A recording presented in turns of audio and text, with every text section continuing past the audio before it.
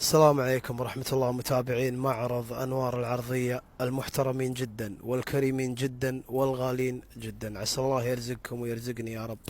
2019 صبغ الوكالة هوندا أكورد.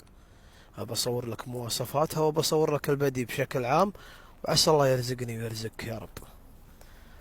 جلد فتحة أكورد 19 صبغ الوكالة بصمة.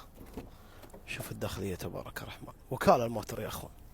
فتحة، حماية أمامية، تظليل حراري، عداد 163 ألف، أكورد 2019 هوندا بصمة طبعا. جلد فتحة سناسر، ما شاء الله تبارك الرحمن. حماية أمامية يا أخوان.